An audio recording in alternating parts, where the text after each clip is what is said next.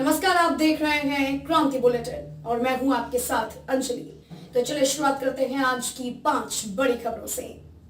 भाजपा प्रत्याशी संजय गुप्ता के पक्ष में पहुंचे सांसद नरेश बंसल। खबर लक्सर, जहां राज्यसभा सांसद नरेश बंसल ने लक्सर में भाजपा प्रत्याशी के कार्यालय पर पदाधिकारियों और कार्यकर्ताओं की बैठक ली।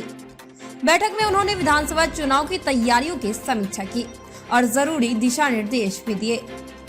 बाद में उन्होंने चुनाव प्रचार रथ को हरी झंडी दिखाकर रवाना किया। समीक्षा बैठक में बंसल ने कहा कि भाजपा के कार्यकर्ता साल में 365 दिन समर्पित होकर संगठन का काम करते हैं। उन्हीं की मेहनत से भाजपा विश्व की सबसे बड़ी राजनीतिक पार्टी बनी है। उन्होंने लक्सर में भाजपा की जीत के लिए हर गांव में 5 कार्यकर्ताओं की टोली बनाने को कहा।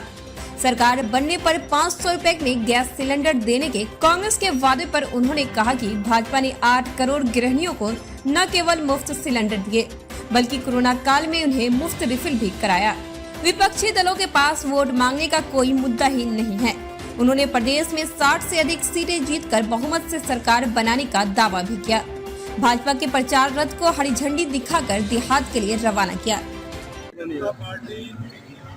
कार्यकर्ता 365 दिन 4/7 जनता के बीच में रहते हैं, जनता की सेवा करते हैं, सेवा से संगठन करते हैं।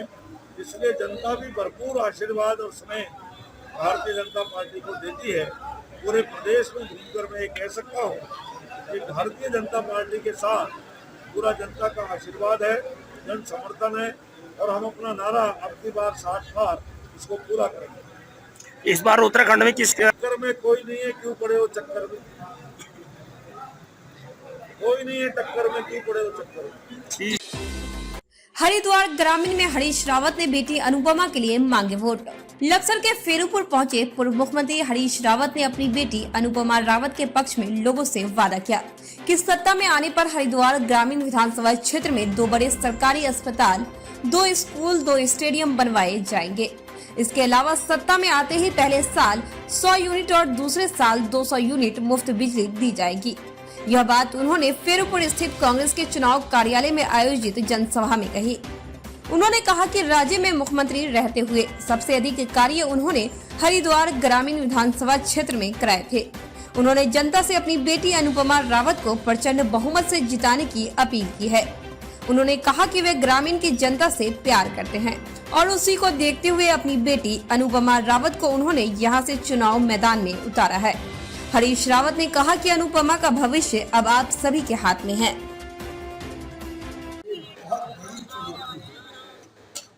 हर घर का बजट गड़बड़ा गया है, हर घर त्रस्त है।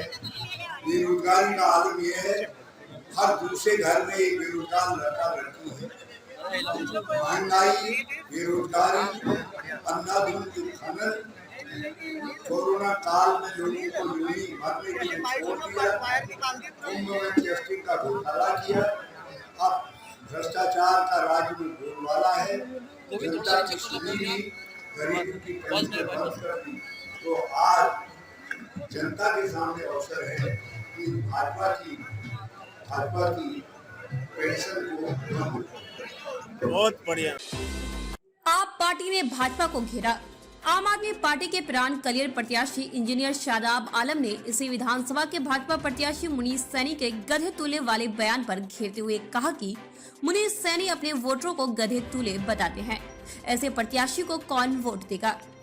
एक प्रेस कॉन्फ्रेंस कर आज इंजीनियर शादाब आलम ने कहा कि भाजपा और कांग्रेस दोनों ही जनता को बेवकूफ बनाकर वोट हासिल करने में लगे हुए हैं और पिरान कलियर की जनता को भाजपा प्रत्याशी मुनीष सैनी ने गधे तूले बताकर वोटरों की बेइज्जती करने का काम किया है, जिसे क्षेत्र की जनता आने वाली 14 तारीख को जवाब देने का काम करेगी। इसका जवाब जनता ही देगी, क्योंकि जनता से बड़ा कुछ नहीं है। जनता इस बात का जवाब इनको जरूर देगी। आप खुद बताइए। नहीं, मैं आपको बता दूं, जो विधायक प्रत्याशी है उसे अपने एरिया से खदेड़ा जा रहा हो, उस विधायक प्रत्याशी को मतलब जो छात्रवृत्ति घोटाला कर चुका है वो छात्रों के लिए भला कर सकता है? कभी वो अपना ही भला कर सकता है, छात्रों का कभी भला नहीं कर सकता।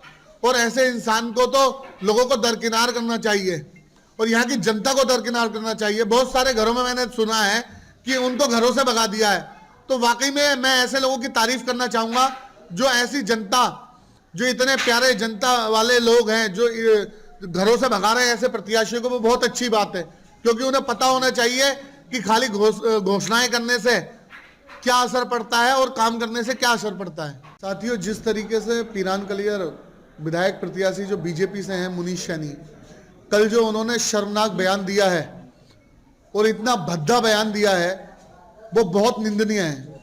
ऐसे विधायक प्रत्याशी को जनता जरूर जवाब देगी, और जनता इस तरीके से जवाब देगी कि उनको खुद एहसास होगा इतना गंदा बोलने से क्या असर पड़ता है। आप ये बताइए, उन्होंने हमारी जनता को जो कल गधे से तुलना की है वो शर्मनाक है। क्या इतनी भद्दी लैंग्वेज बोलनी चाहिए?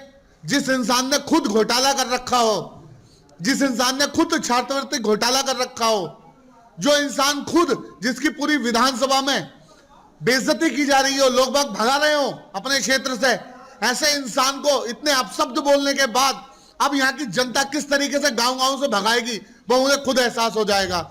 ऐसे इंसान को बेइंतहा जोरों शोरों के साथ माफी मांगनी चाहिए सब लोगों से।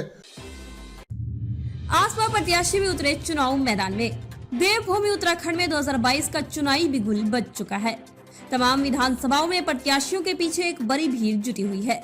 प्रत्याशी मतदाताओं की वोट पाने के लिए उनकी तमाम मुश्किलों को हल करने की बात कर रहे हैं।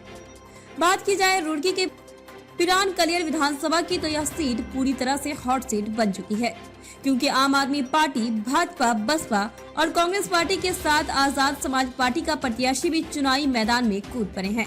पर बात करें आसपा के प्रत्याशी अब्दुल वहीद उर्फ भूरा की, तो उनके आने से तमाम वोटरों का मूड भी अब बदला सा दिखाई दे रहा है, क्योंकि भूरा प्रधान पहले रामपुर गांव से ग्राम प्रधान रह चुके हैं, जिनका अपना एक बड़ा जनाधार है।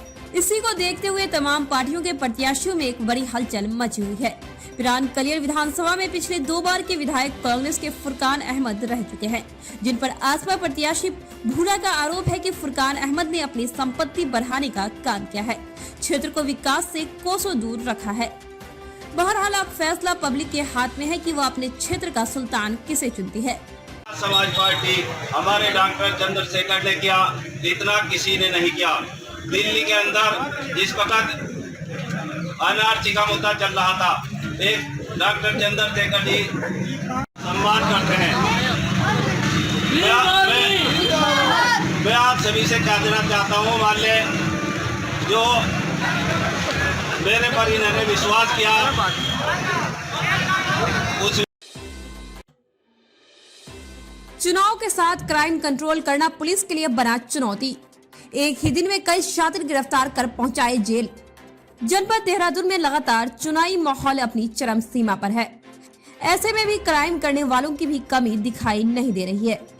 राजधानी देहरादून के डोईवाला थाना में 21 ग्राम स्मैक सहित 3 तस्करों को पुलिस ने गिरफ्तार कर सलाखों के पीछे पहुंचा दिया है। वहीं रानी पोखरी और गुमानी वाला में बिजली चोरी करने के मामले में 2 लोगों पर पुलिस ने मुकदमा दर्ज किया है। मुकदमा उपखंड अधिकारी और अवर अभियंता की तहरीर पर दर्ज किया गया है। वहीं राजधानी देहरादून में दुकान के अंदर घुसकर चोरी का प्रयास करने वाले 2 शातिर चोरों को भी पुलिस ने गिरफ्तार करने में सफलता हासिल की है।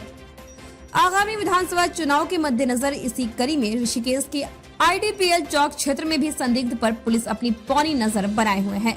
लगातार चेकिंग अभियान चलाया जा रहा है। यातायात नियमों का उल्लंघन करने वालों के खिलाफ IDPL चौकी पुलिस ने बुधवार को दर्जनों चालान का जुर्माना भी वसूल किया है। जनपद देहरादून के पुलिस कप्तान जन्मेजय खंडूरी ने बताया कि चुनाव के साथ साथ क्राइम को कंट्रोल करना भी पुलिस के लिए इन दिनों एक चुनौती बना हुआ है, जिससे पुलिस बेहतर तरीके से निपट रही है। खबरों में अब तक लिए बस इतना ही। मिलते हैं फिर ऐसे ही 5 बड़ी खबरों के साथ। तब तक के लिए नमस्कार और देखते रहिए क्रांति बुलेटिन।